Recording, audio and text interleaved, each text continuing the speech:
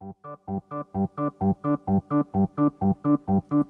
happy Halloween, Halloween, Halloween. Happy, happy Halloween, silver shamrock. Happy, happy Halloween, Halloween, Halloween. Happy, happy Halloween, silver shamrock.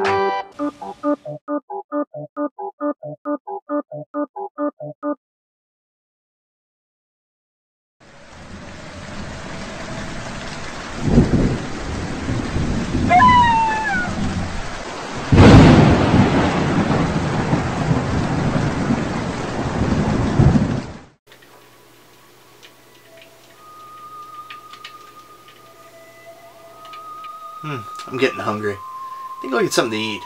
Maybe some more of that Count Chocula.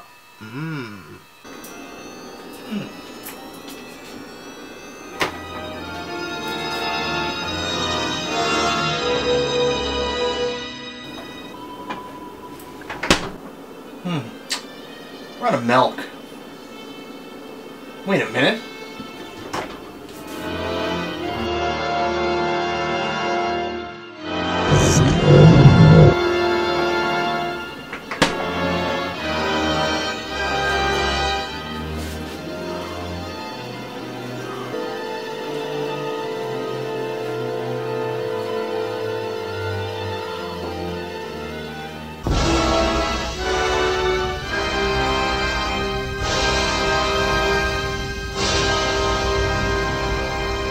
Whoa, wait a minute. Is this because I haven't done a review in a while?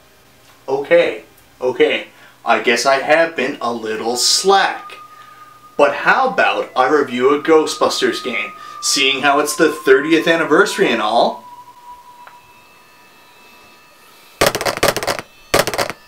Great. Glad we came to an understanding. Looking forward to doing this review. Should be up on YouTube in about 3 months or so.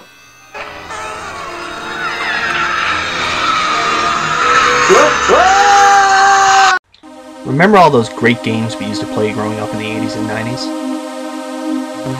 Most of them are sitting in an attic or garage somewhere, doing nothing but gathering dust. My opinion is, we should give them another look.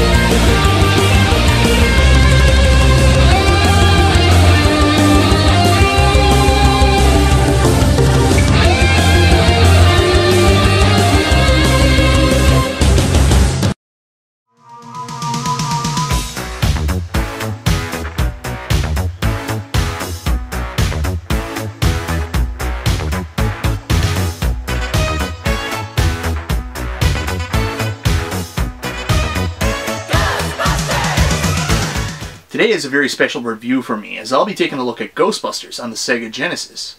Why is that so special, you ask? Well, growing up, one of the very first movie franchises I ever fell in love with was Ghostbusters. To me as a kid, the movie was perfect. Not only did you have cool characters that you wanted to emulate, a very scary but somehow funny story that sucked you in, and some of the coolest special effects in a movie at that time. And the theme song that was made into one of my favorite music videos of all time. Not to mention the Stay Puft Marshmallow Man. He was very, very cool. I was too young to see Ghostbusters in theaters, but thankfully when the sequel came out in 1989, my dad took me opening night. My love for Ghostbusters didn't stop with the movies, as it also translated into the world of cartoons with the real Ghostbusters. The cartoon followed the exploits of the Ghostbusters after Gozer, and every now and then hit it out of the park with an amazing episode, like the Boogeyman. No joke, this terrified me as a kid, and I still get chills when I hear his voice. I remember you. Egon? Of course, every cartoon in the 80s was packaged with toys, and I just had to have my favorites, Peter Venkman and Slimer. Two things that disappointed me back then was that I never got the Firehouse playset, as it was very expensive, and that the Stay Puft Marshmallow Man was so small. What was I expecting? A man-sized toy so they could keep it to scale? As you can see, I was a huge Ghostbusters fan when I was a kid. I loved everything that had their name on it. Well, except for the fake cartoon and the video games. It should come as no surprise that growing up I was a Nintendo fanboy. In fact, some would say that I still am today. So when I heard that there was a Ghostbusters game on the Nintendo Entertainment System, I did what every kid in the 80s would do at that time. I got my parents to bring me to the local movie rental store and rented it for the weekend. When I got the game home and plugged it into my NES, needless to say I was a little disappointed. The first Ghostbusters game on the NES wasn't the run-and-gun action I was expecting, but some kind of weird simulation game that saw you drive around in Ecto-1 and fight ghosts while trying to elicit the Stay Puft Marshmallow Man to attack New York so you can finally fight Gozer. The game wasn't just not what I was hoping for, but it was also needlessly complicated, and honestly it looked like garbage, so it became just a one-time rental. A little while later, to catch on to the success of the second movie, Ghostbusters 2 was released on the NES. Of course, I went back to the rental store eagerly and rented a copy. Ghostbusters 2 was more of what I was expecting, but that isn't to say it was all that special. I was still pretty underwhelmed by the graphics and gameplay, and again, the game became a one-time rental. It was at this point that the Ghostbusters moved away from being a relevant item in mainstream society, and no further games were released in North America on the NES or later on the Super Nintendo.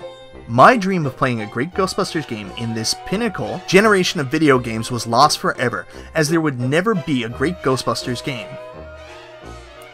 But there was, and I just didn't know it.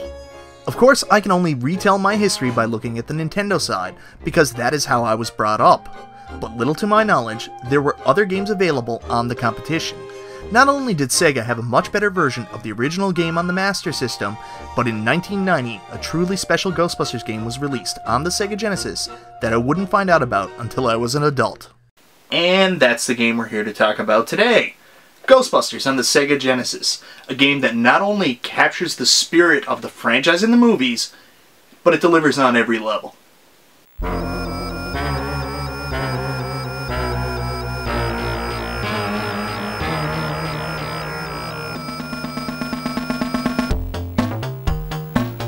Unbeknownst to me, Ghostbusters was released in 1990 on the Sega Genesis. The game was published by Sega, but wasn't developed by them. No, it was actually developed by Compile. Where have we heard that name before? How about almost every single shoot-'em-up that I ever talk about? Yeah, those guys. So if you had any early doubts, that should put you at ease a little. Well, developed is a loose term here, as it was more of a conversion from the Japanese version, but we'll talk about that a little later on. In Ghostbusters, you play as the three original members, Peter Venkman, Ray Stantz, and Egon Spengler. Where is Winston Zeddemore? Well, sorry Zed heads, but Winston isn't in the game, and I'm sure there's a good reason for that, like technical specifications would only allow 3 playable characters.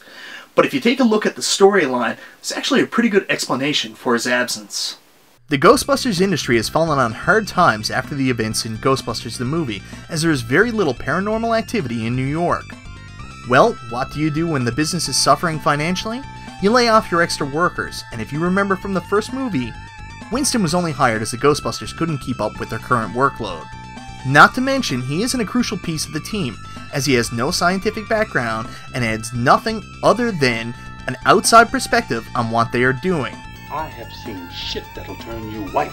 And a pretty killer stash. Well, that's just a theory.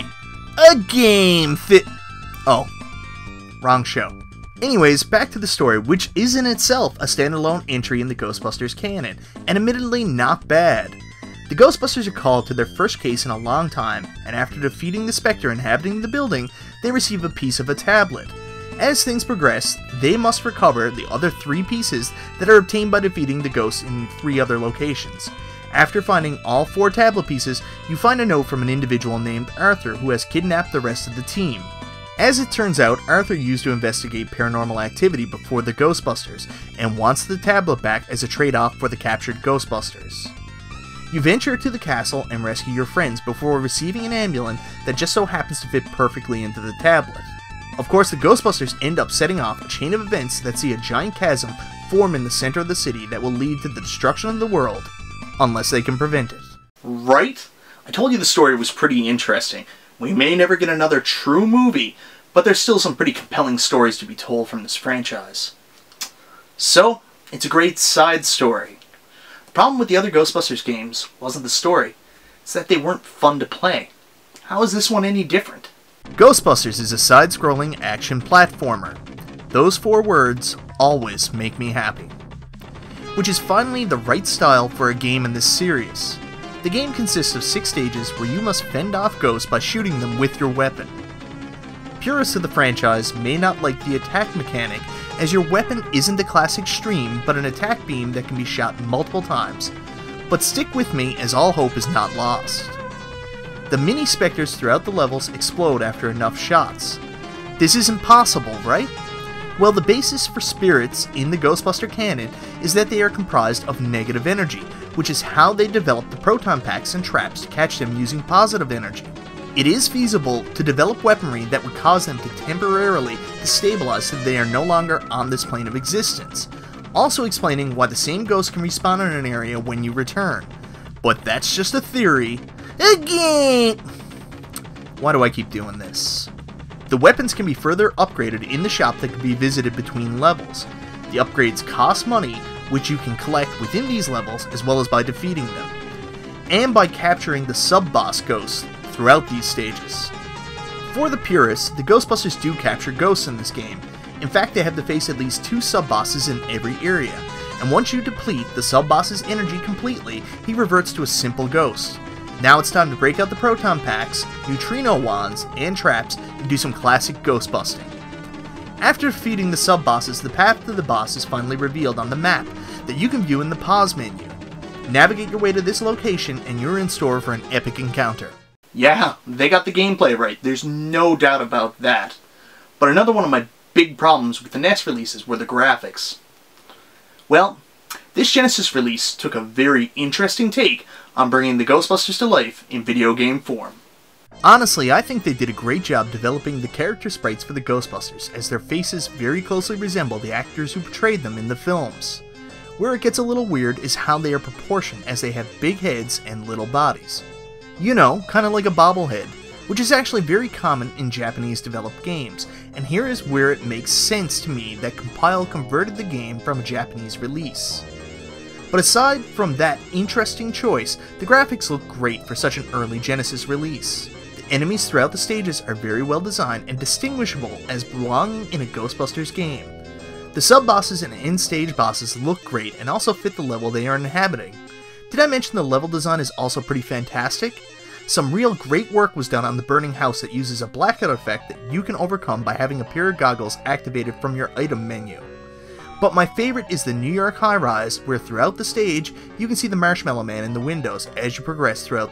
Not only that, but he interacts throughout the level by punching holes in the walls.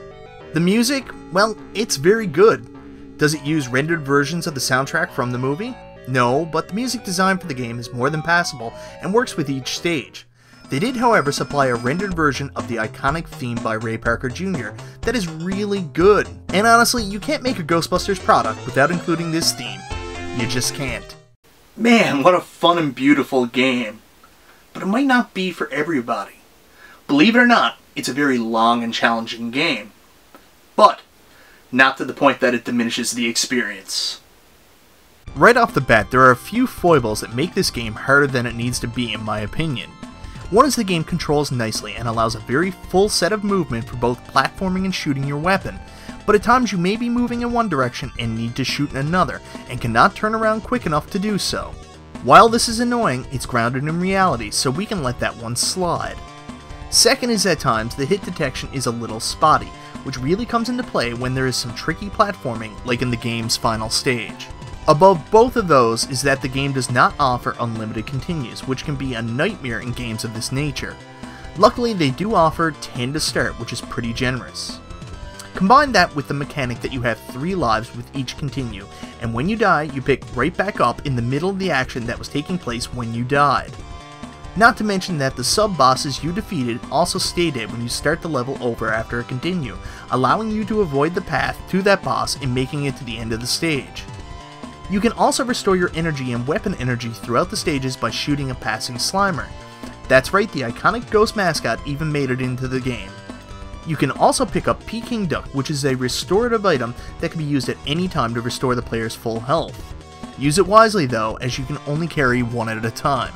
The bosses and sub-bosses can be challenging, but each have specific patterns that can be learned. It also helps to have the right weapon purchased and equipped for each boss battle, such as the phaser shell that shoots what looks like a fireball and what could be more perfect for roasting marshmallows. Unfortunately, these weapons consume energy and you have a limited supply. That's why it is imperative to purchase the energy tank upgrades from the weapon shop that will extend this meter. And you will most definitely want a full meter heading into the final stage, as it acts as a boss rush mode, where you have to capture 4 of the 5 stage bosses you faced previously. Once you have defeated all 4, it's to the boss of the crater, GENIE, who looks very, very similar to Gozer's human form. Maybe it's just a coincidence. GENIE was released by the tablet and is set to destroy the world with you as her first victim. You must take on GENIE, who has 2 forms. The first form is stationary and easily defeated, but the second form starts moving, making it hard to avoid her attacks, as well as to land a shot on her only vulnerable location, the upper body. Use angled shots from the phaser that can move through her defensive tusks, and you should be able to take her down no problem. Now it's time to start celebrating Ghostbusters style.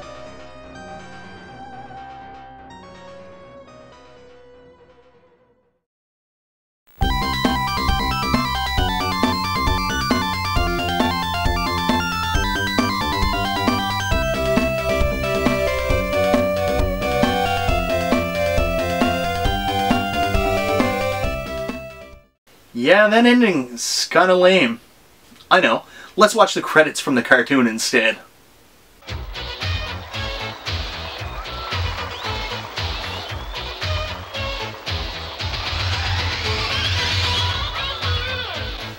Much better.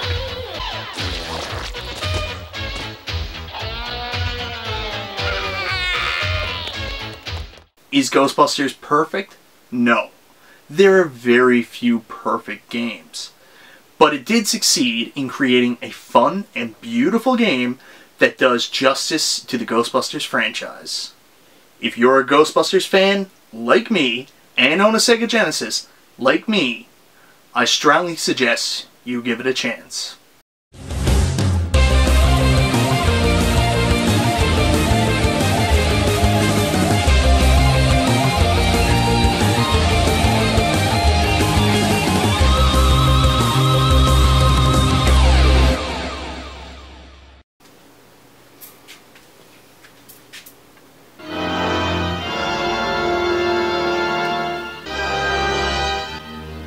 It's so weird, I don't remember that picture being there.